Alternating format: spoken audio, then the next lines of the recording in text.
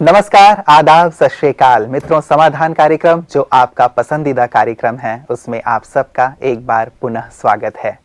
कहते हैं मुश्किल से जो घबरा जाए, विघ्नों से जो कतरा जाए, कौन कहेगा उसे योद्धा जो तनिक सी हवा में उड़ जाए।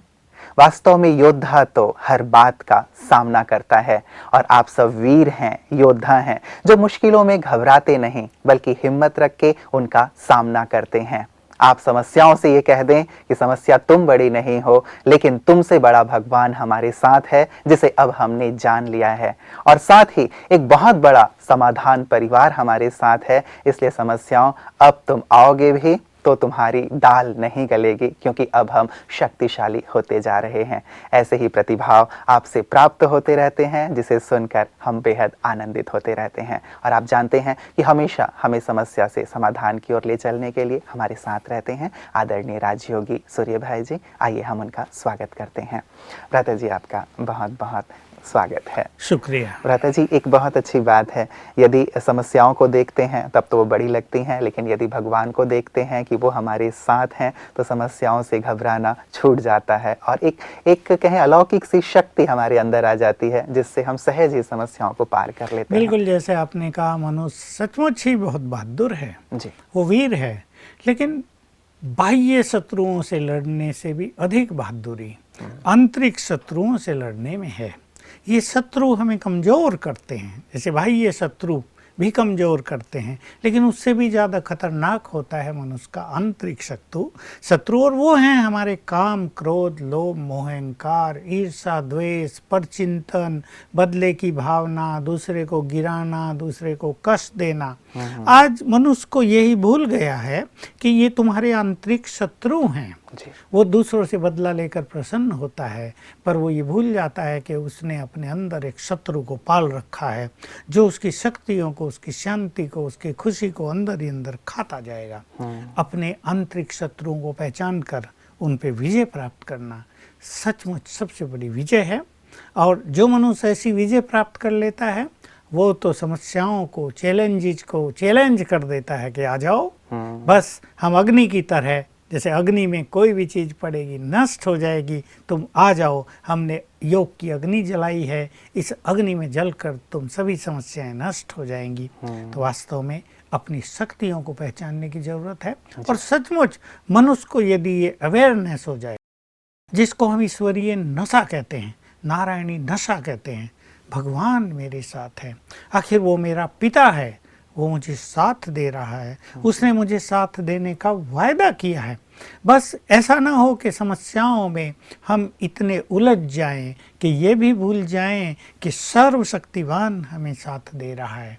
इतनी सावधानी, इतनी एक गुड कॉन्शियसनेस हमें अपनी बनाए रखनी है। इसको धैर्य चित्त अवस्था भी कहेंगे, क्योंकि शक्तियाँ हमारे अंदर ही हैं, हमें उन्हें एक्टिवेट करना होता है। और ये फीलिंग्स हमारी शक्तियों को एक्टिवेट करेंगी और ये समस्याएं दूर हो जाएंगी। लेकिन भ्राता जी, इसके लिए भी लगातार अपने आप को याद दिलाते रहने की भी आवश्यकता है, क्योंकि कहते हैं कि यदि आप अचानक ही कोई कार्य शुरू करते हैं तो उसमें सफलता नहीं मिलती।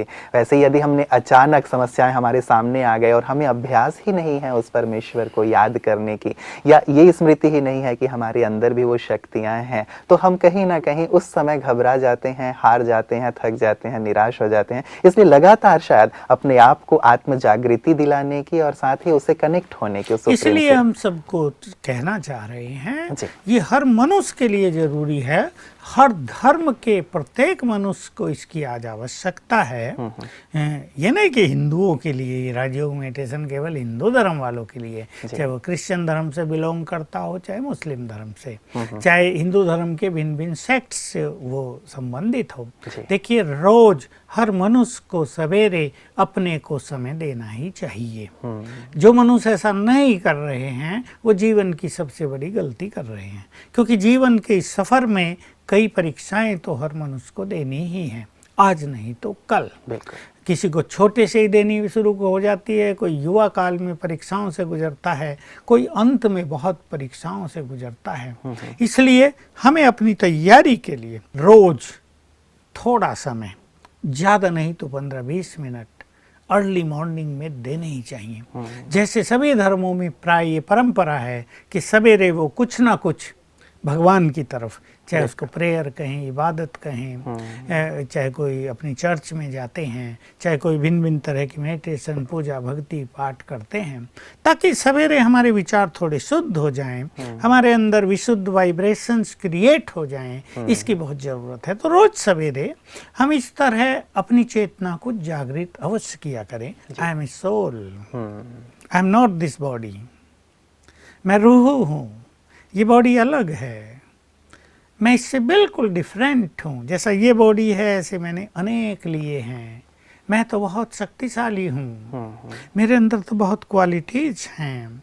जीवन के इस सफ़र को मुझे एंजॉय करना है। और कितनी सुंदर ये प्रकृति है, कितना सुंदर ये संसार है। इस संसार के नाटक में कितने एक्टर्स पार्ट प्ले कर रहे हैं, कोई कैसा है, कोई कैसा है। भगवान की रचना कितनी सुंदर है। हम भगवान के बच्चे हैं, उसने हमें अपनी शक्तियाँ, क्वालिटी, प्योरिटी देकर इस संसार में पार्ट प्ले करने के लिए भेजा है। उसकी शक्तियाँ हमारे साथ हैं, हम बहुत एनर्जेटिक हैं, हम परीक्षाओं के लिए तैयार हैं। मैं अपने जीवन को एंजॉय करूँगा, मैं किसी भी बात, छोटी बात को बड़ा करके नहीं देखूँगा। बातें तो जीवन में आएंगी, लेकिन मेरे साथ तो भगवान है। इस तरह के विचारों से सवेरे के टाइम को एंजॉय करें, तो क्या होगा, ये ऐसे हो जाएगा जैसे कोई सैनिक युद्ध के मैदान में जाता हो और उससे पहले तैयारी कर लेता हो। हैं, लोग एक्सरसाइज कर लेते हैं, थोड़ी कुछ प्रैक्टिस करते हैं जो उन्हें कुछ करना है। पहले तलवारों से युद्ध होता था तो सवेरे सवेरे थोड़ा तलवार चलाने की प्रैक्टिस कर लेते थे ताकि एनर्जेटिक हो जाएं। तो इस तरह जीवन की यात्रा के इस परीक्षाओं के दौर में हम बहुत एनर्जेटिक रहेंगे। जो लोग ऐसा नहीं करते, सवेरे उठे कुछ अखबार पढ़ रहे हैं, सवेरे उठे टीवी खोल ली, कोई लक्ष्य तो होता नहीं, क्या करें।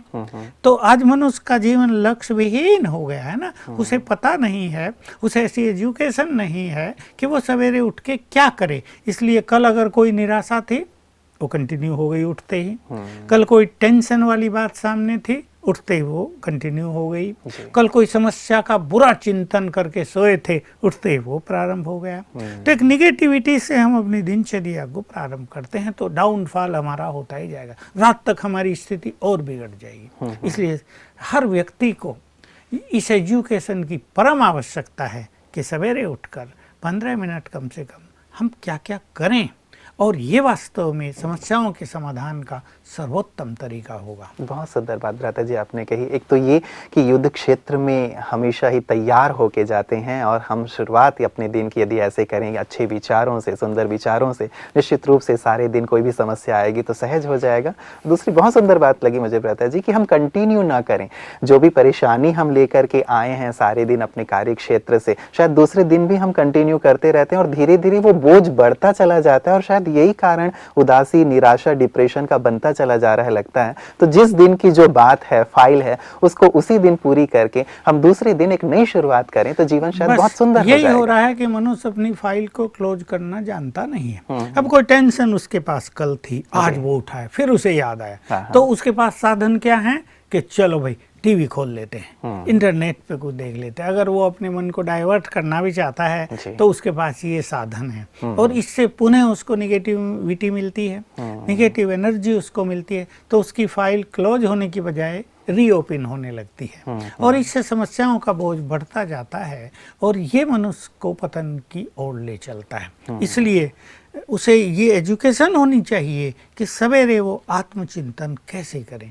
इस संसार के सभी लोग अगर सवेरे 15 मिनट, और मैं कहूँ जिसके पास ज़्यादा कुछ ऐसी बातें हैं, आधा घंटा उठते ही अपने को देने लगें, थोड़ा जल्दी भी उठें, ये नहीं 12, 1, 2 बजे सो रहे और 10 बजे तक फिर दिन में सोएंगे। थोड़ा ऐसा प्लान कर लें कि सूर्योदय से पूर्व 6 बजे तक, कोई 5 बजे, जो राजयोग का अच्छा अभ्यास करते हैं 4 बजे उठें और इस प्रकृति की सुंदरता का आनंद लें जी।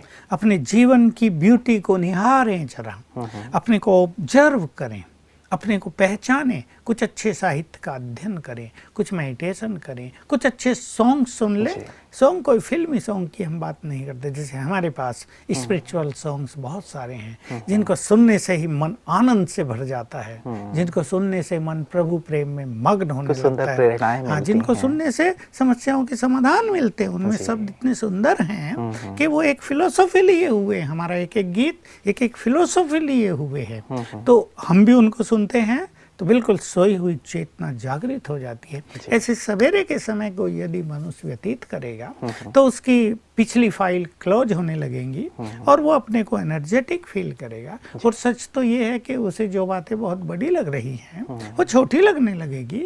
वो सोचेगा जो चीज़ बीत गई है, चलो कैसी बुरी थी, बिल्कुल एकदम खराब थी, अपमानित करने वाली थी, हमको उसने बदनाम कर दिया, हमारे संबंधों को कड़वाहट से भर दिया, ये सब भी था, ओवर हो गया। अब नई चीजें, नया चैप्टर लाइफ का हम बिगिन करते हैं।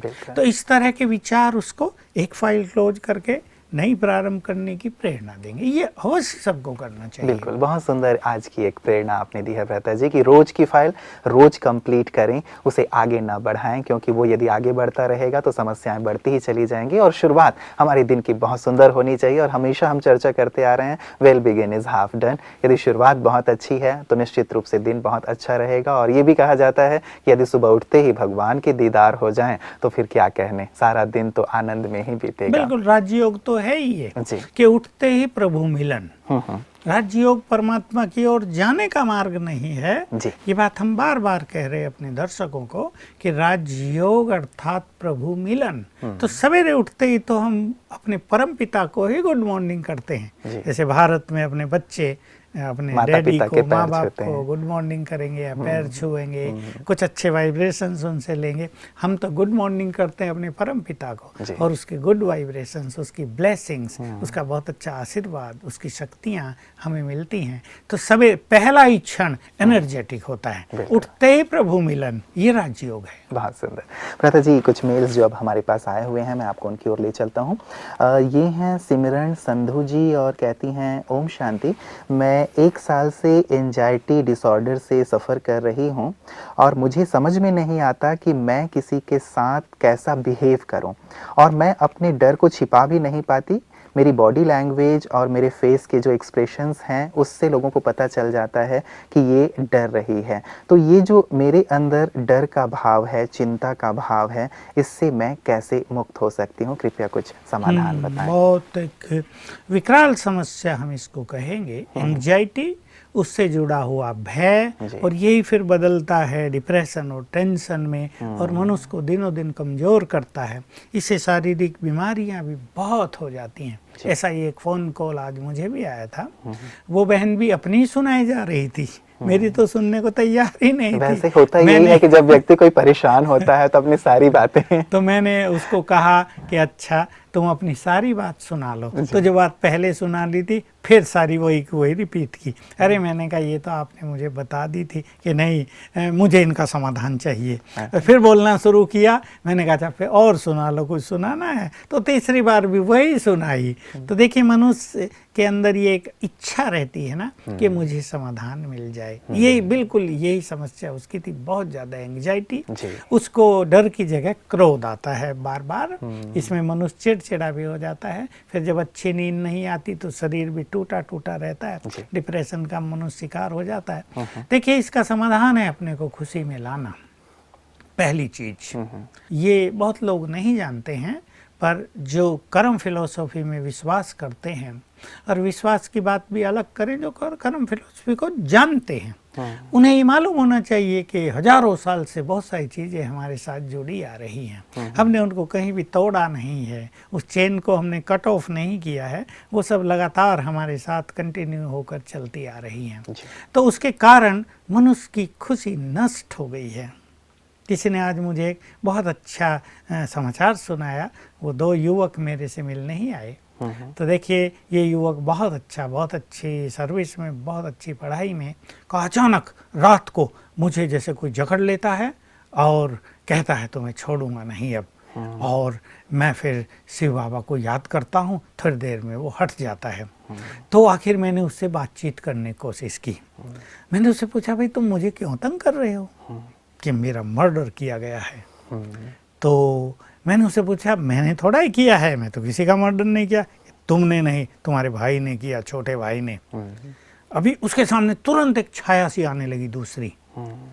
तो वो उसके समझ में नहीं आई ये क्या हो रहा है। मैंने बता दिया उसको कि देखो, जो आत्मा तुमको परेशान करने आई है, पिछले जन्म में तुम्हारे इस भाई ने, इसका पिछला जन्म था और वो भी तब था, पूर्व जन्म में इसने उसका मर्डर कर दिया। वो ने देख लिया है यहाँ है, तो वो तुम पे आ गया, उस पर किसी कारण वो नहीं पहुंच पाया है। तो डर इसको बहुत लग रहा था। तो मैंने ये बात बताई, मैंने उसको तो विधि बताई कुछ, लेकिन कंटिन्यू रहता है बहुत कुछ चीजें। हम ये ना सोचे कि हमने किसी का मर्डर कर दिया और हम कोर्ट से भी बरी हो गए, बच गए, तो हम बच गए। वो कहते हैं ना कि इस न्यायालय से भले बच जाओ, ऊपर वाले के न्यायालय से नहीं। ऐसे बहुत सारे केस सामने आ रहे हैं कि यहाँ से लोग पैसा वैसा ले दे के बच जाते हैं और फिर वो कंटिन्यू होता है अगले जन्मों में।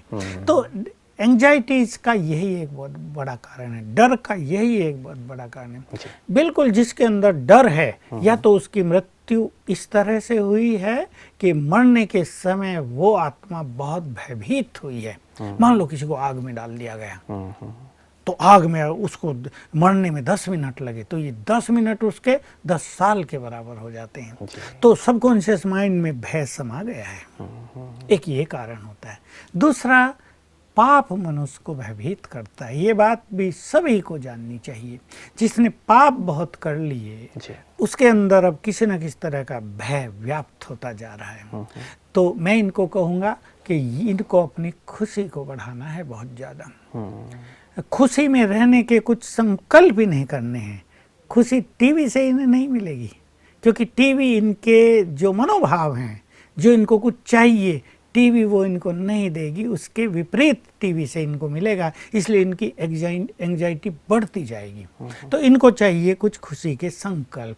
इनको अपने को जोड़ना होगा अपने परमपिता से, उसकी सुंदर अनुभूति रियलाइजेशन करनी होगी। इनको अपने बारे में बहुत कुछ जानना होगा। मैं तो भगवान की संतान हूँ, अपने चित्त को शांत करना होगा। तो मेडिटेशन इनको चित्त शांत करने की विधि सिखाएगा। पहला काम इन्हें ये करना है, सवेरे उठते ही, जैसे हम बहुत अच्छी एक विधि सबको सिखा रहे हैं और इसके सुंदर परिणाम हमारे सामने आ रहे हैं, क्योंकि हमारे विचार ही हमारे जीवन का, हमारी मनोस्थिति का, जो सर्कमस्टांसेज हमारे सामने आ रहे हैं उनका निर्माण कर रहे हैं। तो सवेरे उठते ही, जैसा मैंने कहा, अपने को समय देंगे। इनको एक विशेष काम करना सवेरे उठते ही। अगर वो काम इनसे न हो तो ये लिखें, मैं भगवान की संतान, मास्टर, सर्वशक्तिवान हूँ, निर्भय हूँ। 108 बार लिखें, धीरे धीरे, भले इनको इसमें 15-20 मिनट लगे। ये अपने को ये टाइम दे, इससे इनको शक्तियाँ मिलेंगी। और जो सबकॉन्शियस माइंड में भय है, अब सबकॉन्शियस माइंड एक्सेप्ट करेगा यू आर फियरलेस, तो सबकॉन्शियस माइंड भी इनको मदद करेगा और इससे इनके जीवन में थोड़ी शांति आएगी, खुशी बढ़ेगी और इनकी एंग्जाइटी दूर हो जाएगी। सोने की बात जो है और डिप्रेशन की बात जो है, उसमें बहुत ज़्यादा मदद करते हैं मनुष्य के पुण्य कर्म। और अगर ये राजयोग सीख लें तो भगवान को रोज भोग लगाना, वो भी एक बहुत सुंदर विधि है। अर्ली मॉर्निंग लगाएं तो बहुत अच्छा। हमारे सेवा केंद्रों पर जाकर ये उसकी विधि सीख सकती हैं, या वहाँ हमारे बहनों से मदद लेकर उनको इस कार्य में सहयोगी बना सकती हैं।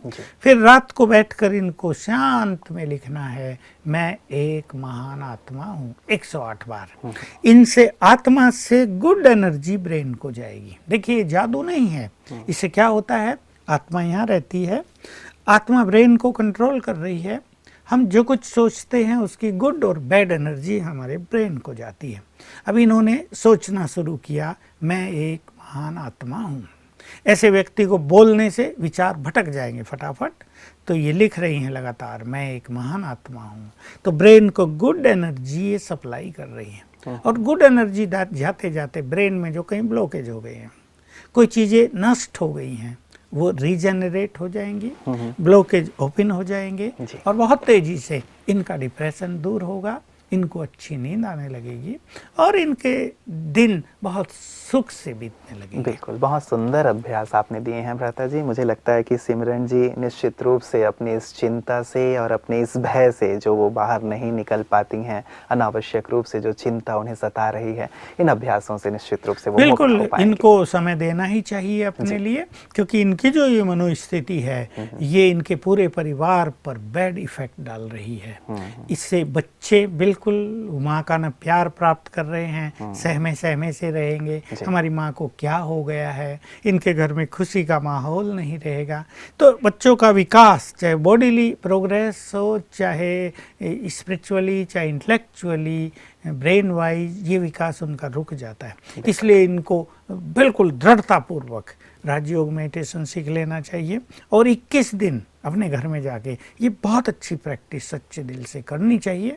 21 दिन केवल ये समर्पित कर दें अपने जीवन के, तो अगले 21 साल कम से कम इनके सुखपूर्वक बीत जाए। दादा जी, एक जो फ़ोन कॉल हमारे पास आया था, ये फ़ोन कॉल हमारे पास आया था जम्मू से और ये सुमन जी ने किया था और ये कहती हैं कि मेरे पति आर्मी में हैं और अभी वो बॉर्डर पे नियुक्त हैं और अभी फ़िलहाल भारत और पाकिस्तान के बीच जो तनातनी की स्थिति है और इससे मैं बहुत ज़्यादा परेशान रहती हूँ और मुझे लगता है डर का भाव हमेशा बना रहता है, क्योंकि बहुत सारी ऐसी घटनाएं बॉर्डर पे हो चुकी हैं।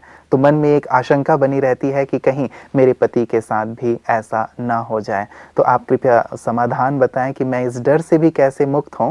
मैं कुछ समय से राजयोग का अभ्यास भी कर रही हूं। बिल्कुल, इनके पति बहादुर हैं, जो बॉर्डर पर हैं, देश की सुरक्षा के लिए वहां तैनात हैं। इनको भी डरने की कोई आवश्यकता नहीं, क्योंकि अदरवाइज इनके डर के वाइब्रेशंस उनको पहुंचेंगे और कहीं ना कहीं उनको वीक बनाएंगे। फिर भी भ्राता जी, ह्यूमन नेचर है कि हमारा कोई अपना, हमारा कोई प्रिय यदि ऐसे स्थान पे रहता है तो मन में थोड़ा सा भाव तो आ ही जाता है कि कहीं कुछ अनहोनी ना हो जाए। बिल्कुल, और हमारे देश के जो सैनिक हैं वो बहुत बहादुर हैं। सबके साथ ऐसा नहीं होता, हो सकता है वो पांचों सैनिक तब असावधान हों, उस पोजीशन में न हो, बहुत अलर्ट न रहे हों, उनके साथ ये हादसा हो गया। हमारी तो उनके साथ सहानुभूति है। वो देश के बहादुर जवान थे और उन्होंने देश के लिए अपने प्राणों की आहुति दी है। तो निश्चित रूप से जैसा कि देश में माहौल बना है, उनका शायद ये बलिदान कुछ विशेष काम आएगा, चमत्कारिक रूप लेगा।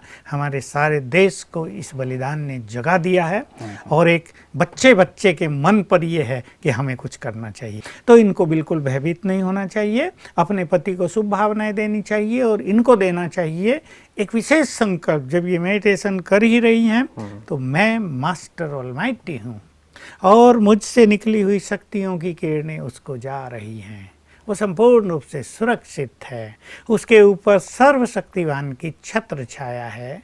ये संकल्प उनको दें और उनको भी सिखा दें कि वो ये अभ्यास किया करें, मैं मास्टर ऑलमाइटी हूँ और सर्वशक्तिवान मेरे सिर के ऊपर छत्र छाया है। तो उनकी शक्ति के साथ, उनकी शस्त्रों की शक्ति के साथ, सर्वशक्तिवान की शक्ति भी उनके साथ काम करेगी और वो बहुत एनर्जेटिक रहेंगे और दुश्मनों को करारा जवाब देंगे। ये क्यों मरेंगे, 10 को मारेंगे ना। बिल्कुल बिल्कुल। तो अच्छे विचार रखें और सुंदर ये अभ्यास करते रहें तो निश्चित रूप से इनके मन का भी भय दूर होगा। और जैसे आपने कहा कि यदि डर और भय से ये विचार कर रही हैं तो ये डर और भय कहीं ना कहीं वाइब्रेशंस के रूप में उन तक भी जाएगा, तो अपनी जिम्मेवारियों को सही तरह से नहीं निभा पाएंगे। तो ये भी सुंदर अभ्यास करें सुमन जी, और साथ ही अच्छे वाइब्रेशन अपने पति तक पहुंचाएं। भ्राता जी, आज की चर्चा के लिए आपका बहुत बहुत बहुत धन्यवाद। मित्रों, जहाँ तक रही सेना की बात, तो सेना के हमारे जवान तो वैसे भी बहुत मजबूत हैं, बहुत शक्तिशाली हैं, सक्षम हैं और बहादुरी की गाथा से तो अटा पड़ा है, भरा पड़ा है हमारा इतिहास। इसीलिए न केवल सुमन जी की बात है, लेकिन अन्य जिनके भी पति, जिनके भी भाई, जिनके भी अन्य पिता, वो सब भी जो बॉर्डर पे हैं या फिर आर्मी में हैं, उनके लिए आप डर का भाव अपने मन में न रखें। क्योंकि डर का भाव यदि आपके मन में होगा, चिंता का भाव यदि आपके मन में होगा, तो यही नेगेटिव वाइब्रेशंस उन तक भी जाएंगे। लेकिन आप अपने मन में बहुत सुंदर, बहुत श्रेष्ठ, जैसे भ्राता जी ने कहा, समर्थ विचार रखें कि हम सब सर्वशक्तिवान की संतान हैं और वैसे भी भारत तो परमात्मा की जन्मभूमि है। इसकी रक्षा न केवल हमारे सैनिक कर रहे हैं बल्कि इसकी रक्षा तो स्वयं परमात्मा भी करते हैं। तो जब ये भाव, ये विचार हमारे मन में होगा तो हम सब सुरक्षित भी रहेंगे, निश्चिंत भी रहेंगे। तो आप सब सुरक्षित रहें, निश्चिंत रहें, आनंदित रहें, यही हमारी शुभकामना है। नमस्कार।